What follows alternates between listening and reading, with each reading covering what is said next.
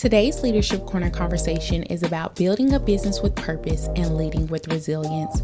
Our guest shares how a bold ghost kitchen became Little Rock's first and only Black-owned pizza restaurant, along with the lessons learned through entrepreneurship and building a brand that makes a lasting impact.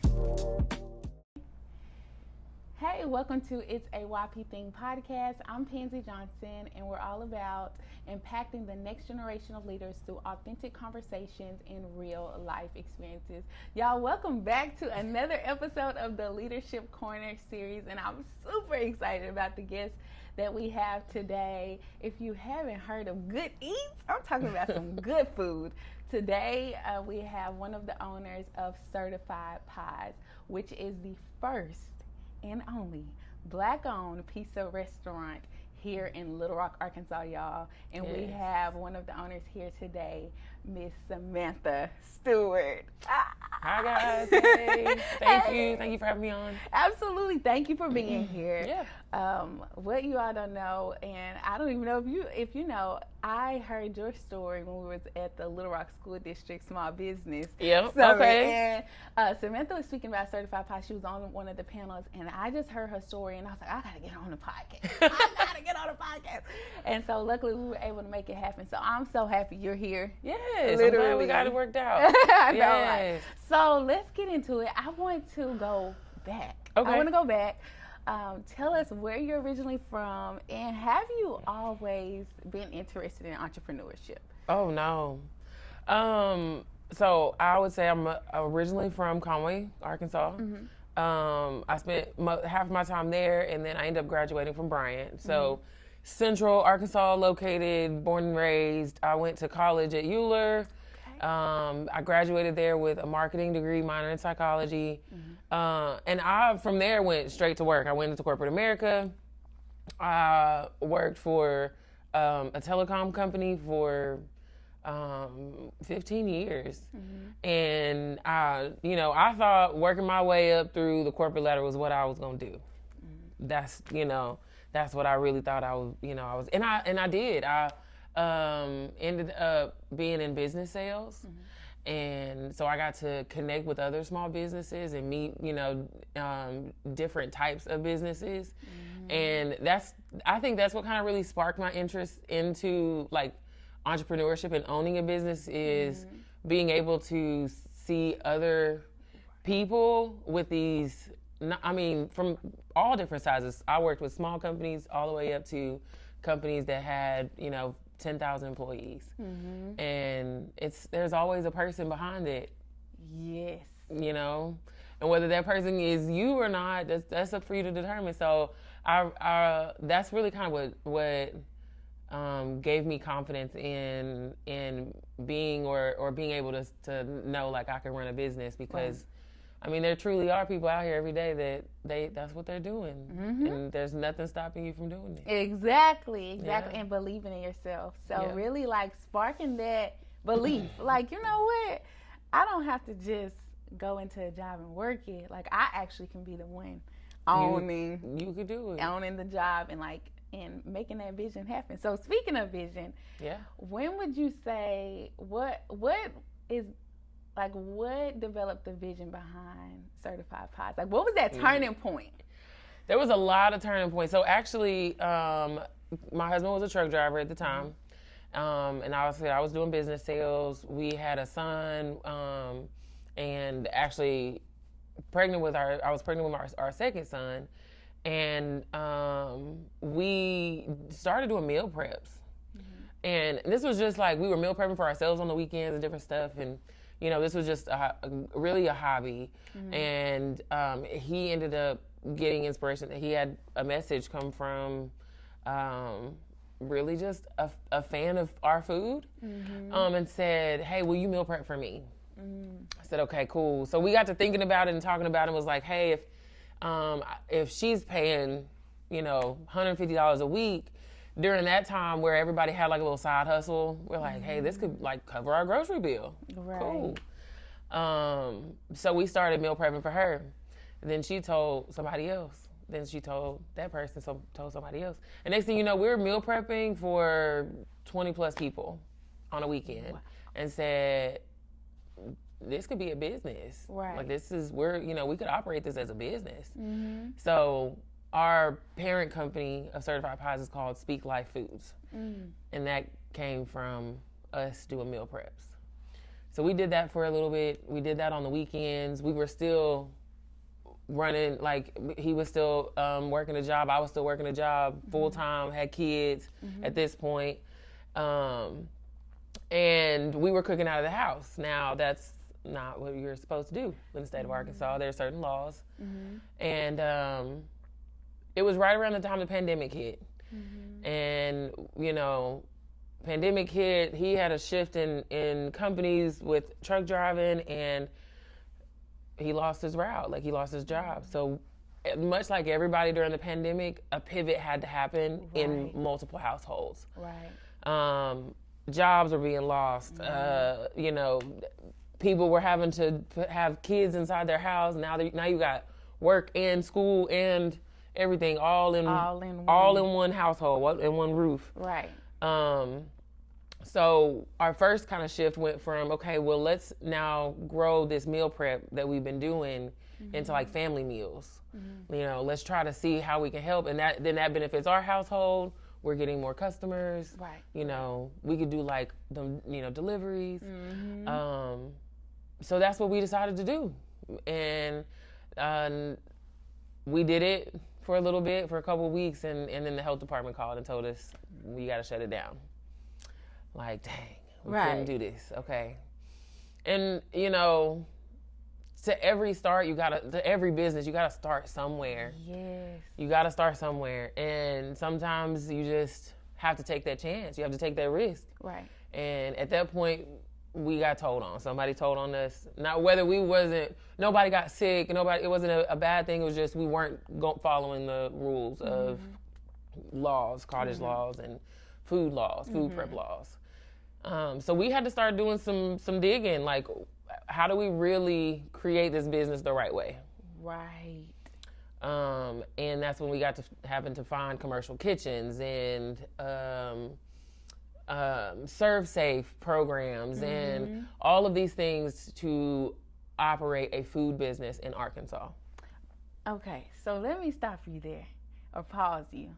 So you all are going through all this, and when you could have gave up, you all decided to say, hey, no, we're gonna figure out how we can do this the right way. We dug a little bit deeper. Right. The question, when y'all were meal prepping, like, was those the pizzas? And no, we were doing healthy foods, actually. Okay. We were doing healthy foods. We was on a big health kick. Like I said, I just had a baby, and him being a truck driver, like, he sat a lot and stuff like that. So this was the meal prep. We did a healthy meal prep.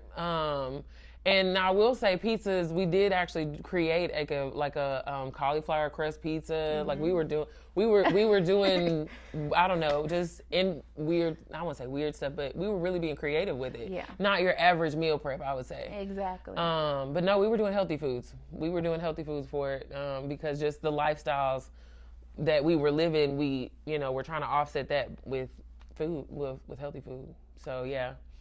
But we now insert, actual operational cost of a business because it has its own set of bills.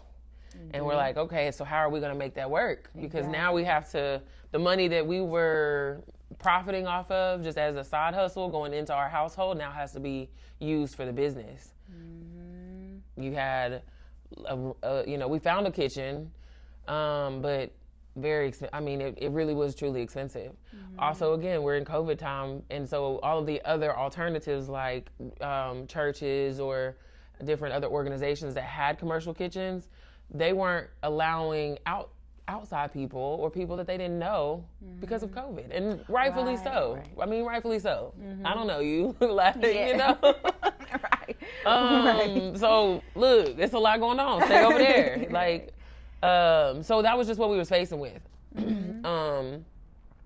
So insert Harlem. We'd stopped meal prep. We took a couple of months to just kind of regroup, rethink how we want to do this, how much is it going to cost, what do we charge, And then it was his birthday. It was Craig's birthday. And his best friend Harlem, which had, they've been best friends for a while now, came over and literally made him pizza from scratch. From the dough, the recipe, letting it kind of just rest, and from the entire thing, start to finish, he spent the entire day with Craig, and he made him a pizza. So by the end of the night, we had these pizzas made. And it was kind of just a light bulb went off, and we said, well, we're spending our brains trying to figure out how to make healthy meals work. Why not pizza? It's so universal. Right. Everybody loves it. You can really just, customers can customize it versus us having to try to always figure out something new, bold to create, all that kind of stuff. And now we have, we have Harlem we wanted to bring on board with it. So I think it was like that next couple days or whatever, we was like, hey man, come sit down. Let's have a talk. And we asked him because, he had his own life. He was working the library and had a full-time job. Like he could have said no, wow. He could have said no. Wow. But he said, yeah, I want to do something else. I want to do something else with my life. And so from that point forward, Craig and Harlem worked on the creative side, the recipes. They worked on the dough. We signed a lease with the kitchen. I worked on the more business side. I had obviously I had a business degree, and just worked on just trying to get the business structured correctly. I did a lot of cohorts, and I worked with a lot of financial banking institutions, just asked a lot of questions. Right. So I worked on the business side, they worked on the creative side, and then Certified Pies was born. Wow. Yeah. So I want to know, I have to ask this question. Where did the name come from? Them two. Because we got the story. And number one, before we even get into the name, the story alone, just like you said, a good time in a sense, but it was a lot that led up to that. A lot that led up to that. But also like that moment, that turning point where, like you said, the light bulb went off, like, it was. Yeah. And I mean, and it's from then till now, a lot has changed. Right, if you go back to them pizzas back then, they definitely don't look like what they do now. But I mean, the profile was there, the flavor was there, and we had to do a little research, because saying that we are the first Black-owned pizza company has a lot of weight to it. Yes. And we don't want to ever take from anybody before that. So we did a lot of research. Now, there have been other Black owners of franchise companies, franchise pizzas. But we were creating something from the ground up. We were creating something that only our hands and brains dealt with, and recipes and names, profiles, just flavors, all of that is coming from Arkansas-born people. So even if we were to franchise and stuff like that, this will always be something from Arkansas, always be something from Little Rock. Y'all heard it. Put Little Rock on the map. There you go, put us on the map. That's why I want to make sure everybody knows there is a difference. Yes. There is a difference. And not saying that people that own franchise, being a successful business owner is a lot of work, whether it's a franchise or you creating it from scratch. So that does not take from nobody, because it is absolutely hard work. And there's multiple ways of owning a business. So. Right, absolutely. So Certified Pies. Where did it come? Where did that name come from? If you know Harlem Wilson, then you know that they are both really, him and Craig are both really into music. And just different genres and different things. And we just got to thinking about like how to incorporate our personalities and stuff and their personalities in it. And that was one of the things, was like, okay, we're gonna do a Black-owned pizza. This is coming from us. It's gotta be platinum, or it's gotta be, and so they were just thinking of like all the different terms and stuff, and it was like certified. So, it's our stamp. It's a certified it's gonna be good. It's gonna be what everybody wants. It's the best of both worlds. It's all the things. So certified, and then pies. We came with a certified pies. I love it. Certified. Yeah. And I can definitely attest. Yes. It is certified and it is good. It is so good, literally. Yep. And then we came to slogan, which is it ain't real unless it's certified. Ooh, I love it. And then the red, I put on the red lip for the because it stands out. Yes. It stands out. And I want you to talk a little bit about I remember you talking about this on the panel, but like how important branding was in all of this. Yes. Yes. So I remember you saying how you all, like, as you see, she has her shirt on, right? Her certified, like y'all, everywhere they go. Everywhere. They have it. So I want you to talk about how important has branding been on this journey with like building the brand of certified pies.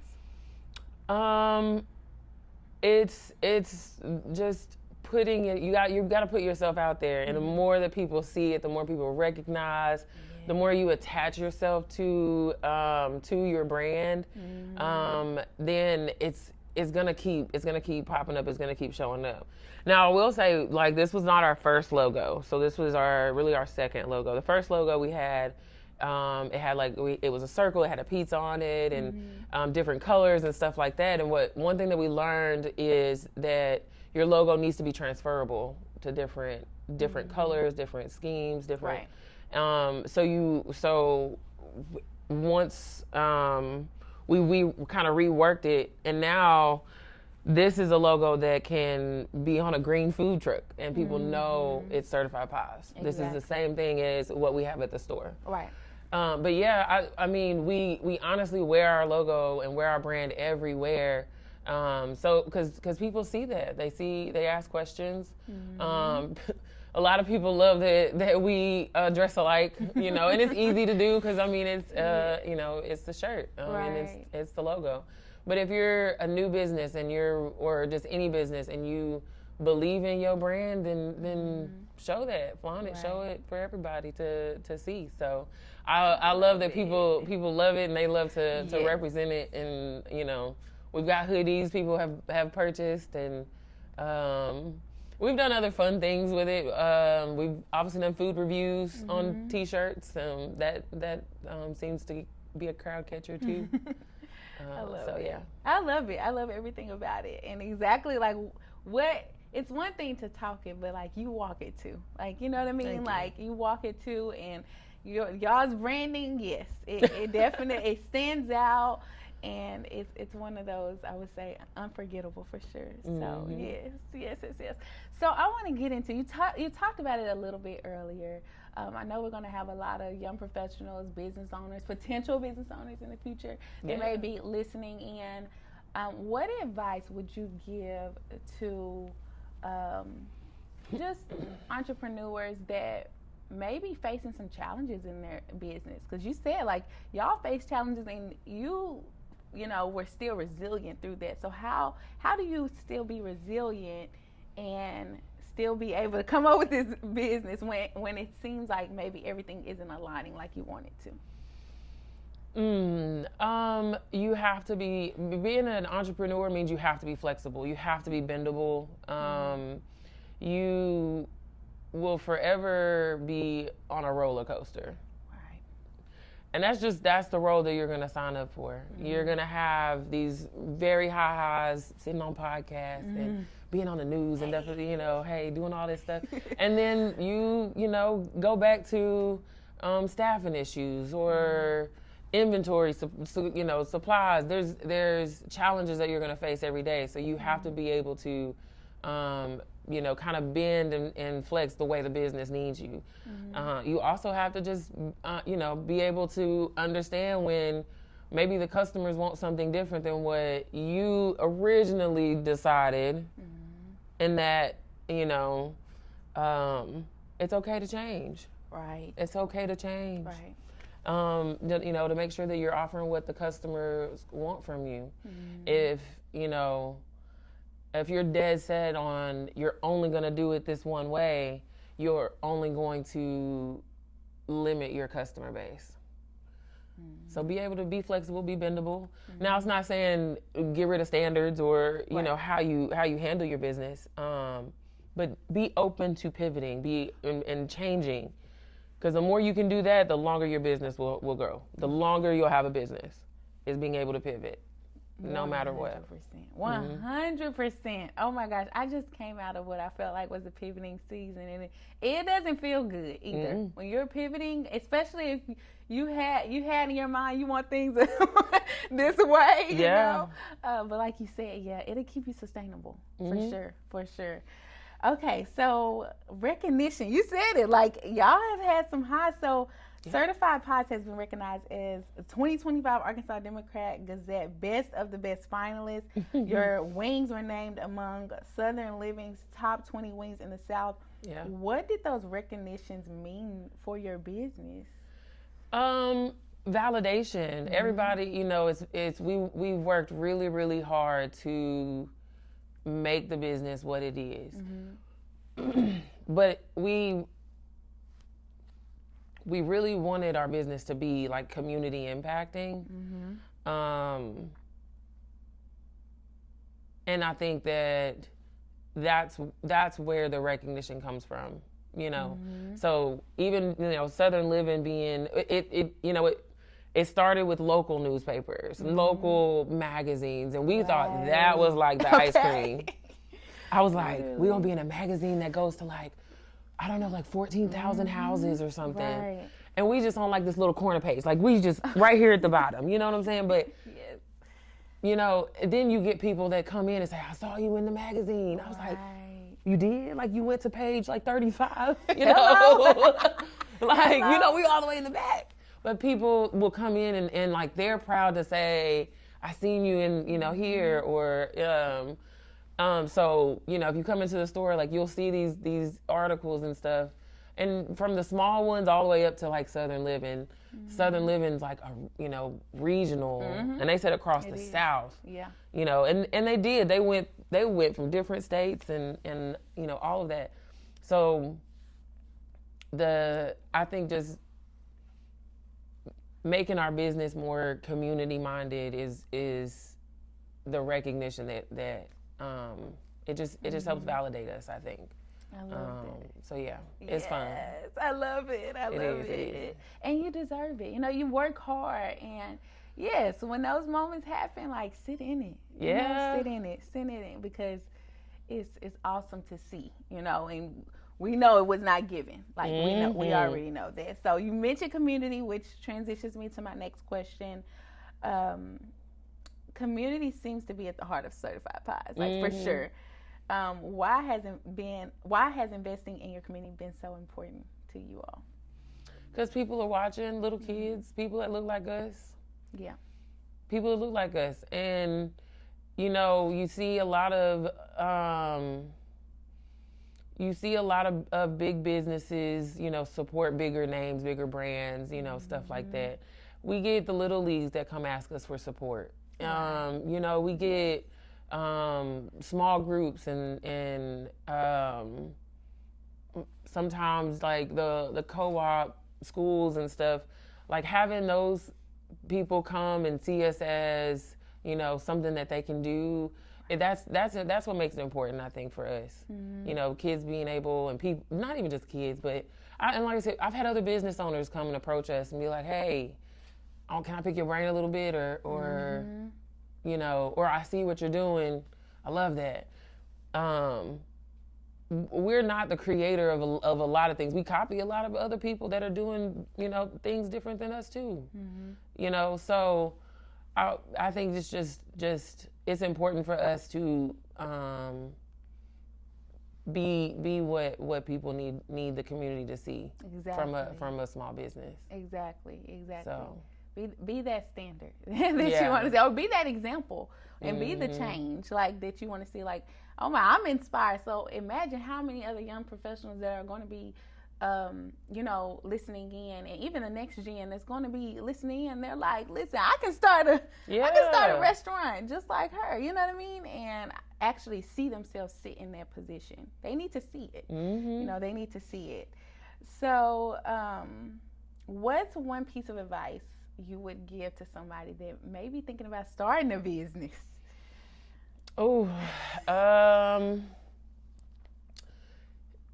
don't skip the small steps. I would say, it could be easy to just get out here and just, start. But invest in yourself enough to educate yourself about like what you want to do in your industry. That was one thing, we just was like, let's get out here and start. And you bump your head along the way, you get in trouble, you might, but don't let that be a give up moment. Right. You learn everything, lesson learned.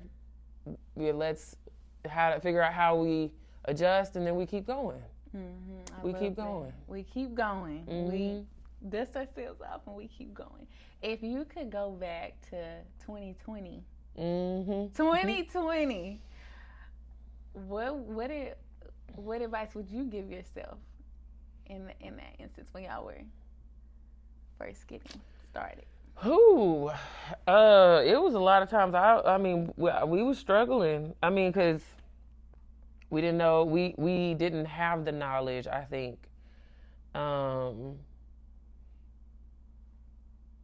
But if I could just tell myself anything from then, knowing what I've accomplished and what we've done thus far, is just knowing it's gonna be okay. Right. It really is gonna be okay. Them bad reviews, or you had somebody, upset with you or whatever, like they're not your only customer. Right. And that's okay. That's okay. Exactly. I think we wanted to be perfect for everybody, and we thought everything needed to change, or because of everybody. And I think we learned that that's okay. It's okay if people if they don't like our food. Everybody got different taste buds. So every customer ain't your customer, and that's okay. Right. Exactly. Absolutely. You can't please everybody. Like everybody is not going to be like everybody, but guess what? On the flip side of that, it's like you said, it's going to be somebody that's going to come in and they're going to be your customers, and and it's not going to be one, it's going to be multiple, so you always find your village will find you. Oh yeah. Yes, absolutely. And you got to just think about it, like we all don't eat every type of food when in the food industry, in particular, but just in every other industry that there's always somebody else, so don't worry about the competition. Right. Focus on what you got going on, perfect your craft, and then the customers will come. They'll come. Exactly. So as you've touched on here and there, the food industry is not for the weak. Oof. The food industry is not for the weak. It is a lot of restaurants that have closed. We have seen restaurants just close. I'm talking about monthly, ever since COVID. How have you all been able to be sustainable since then, and have actually grown and continue to put out quality food? Relationships. I have great relationships, I said, with bankers and financial institutions, and not just one. I learned early on that the connections that you have will always come and benefit you. So I've been able, some of those connections that I had working with Verizon and my 15 years just working with other businesses has helped me, because I've been able to get things that I needed, and I've learned a lot from, like I said, different banks that I went to. I did the cohorts and stuff like that. So I've always kept educating myself on how to operate the business, because you can never stop learning about your business, never. Right. Businesses that pre-pandemic weren't prepared for the pandemic. They weren't prepared for something like that to happen. Right. One of the reasons we did a commercial kitchen the way we did, because nobody could go in a dine-in. So all of those restaurants that depended on dine-ins weren't set up for to-goes and carry-outs. You always have to be like, bend, flexible, right? Yes. We talked about that too. Yes. So I think we've sustained because we started off that way. We started off being flexible with working through COVID. Right. So then when we got our brick and mortar, we knew we didn't want a huge dine-in. That's why our space is so small, because we still wanted to focus on like to-goes and carry-outs. Right. That was 2023 that we got our brick and mortar space. So it was still a little, I wouldn't say like, it wasn't like it was now. You know, everybody's out and about now. I think, Yes. I think, you know, 22, 23, everybody was still like kind of wearing masks and stuff like that. So like we kind of based our business off of not depending on dine-ins. So we do a lot of deliveries and a lot of to-go orders. But we still have a dine-in for, you know, for certain customers that want to come in and, you know, have things. It's just, that's how you sustain. You have to be flexible. We recently launched our food truck. Yes. Yes, and I purchased from there too. You did. Yes, I Bend. purchased in. I've came to your brick and mortar and in Bend. Yes, I was yes. in Bend. Yes. I saw your name. I said, Yeah, I sure did. I was like, maybe she's doing a little recon. She's coming and doing some investigation. Right. No, I was like, they are coming to Bend. I'm going to go get me some fish. Yes. So I got some. But one of the reasons for that was because we wanted to expand, but operation cost of a brick and mortar is really expensive right now. Everything is expensive right now. Right. We see everything going up, not just from business, personal. You know, all the bills are going up for everybody. Yes. So, using connections, I was able to finance and get someone to invest in us getting a food truck. So now we're able to kind of expand. You know, our goal with the food truck is to go where the people are. The warehouses, these, you know, some of these people, we're going to a lot of these places that, you know, customers have asked us to bring another location or something like that. It's not that easy, y'all. Just pop up a whole nother location. Like, we need you. Yeah, well, I see y'all in Sherwood. Right. Yeah, we went to Sherwood. Conway. Yep. Yes. We did Conway. Yes. And I mean, I'm getting requests all the time now, but that was as an answer and a solution. The food truck is a solution to our operation cost is increasing in the business, and we need another revenue stream. So that's how we decided on a food truck. And it was difficult. We had to discuss it, you know, and figure out, like, is that really the right move? Because depending on people to come to us right now, you know, it wasn't happening. You know, there's only so many sales that you can do in all that kind of stuff, and also staffing and just various different things. So the food trucks help us to increase our revenue without increasing our operation costs. Right. And we get to travel a little bit. Yeah, that's what I'm going to say. So we get to travel a little bit. And we get to get away from the store a little bit. So we're working on that. That's just something new. Yes, I love that. That was the next question. Like, yeah. What is next for Certified Pies? Like, any new menu items we can expect? Any expansion? Or what you can tell us? Any food and creativeness that comes from Craig and stuff. And I'm always like, what are you doing? Because that's them. They're the creatives. But no, honestly, right now we're just really focused on the food truck. Okay. We're focused on traveling with it. I think it's a great opportunity for us to get our branding out at further parts of the state. Yes. Is there any part of the state you're like, we looking at? We working right now. Just we have some limitations, so we stay in Central Arkansas right now. But no, I mean we want to get out to like Northwest or Northeast Arkansas. Thinking. Yeah, get down south too. Like we really do want to take this all over. We've had people from all over like travel to us. I mean even from different states. I kid you not. Last night somebody from North Carolina asked us to bring the food truck. I looked that up. It said 13 hours away. I said, wait a minute. Look, I'm trying to get just like, let me get to Cabin and Cersei first before I. North Carolina.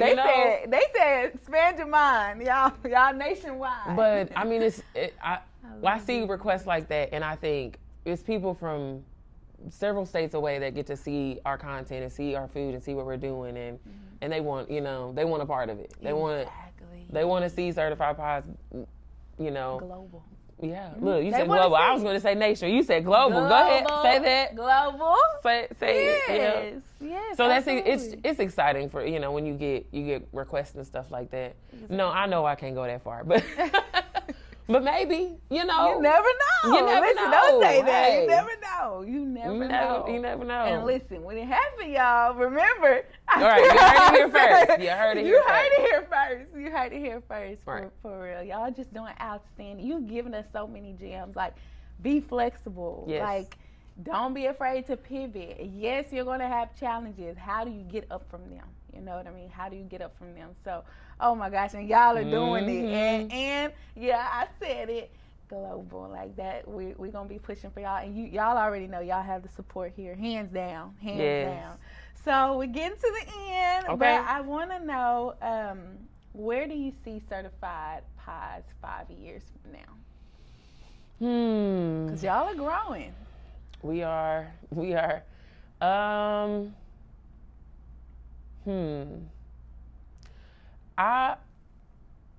I want to see it more self-sustainable. I want for us to be able to kind of take a step back from it. So I would like for it to be operational more on its own. Right now, as owners, we're still very actively involved, and we should be. Involved.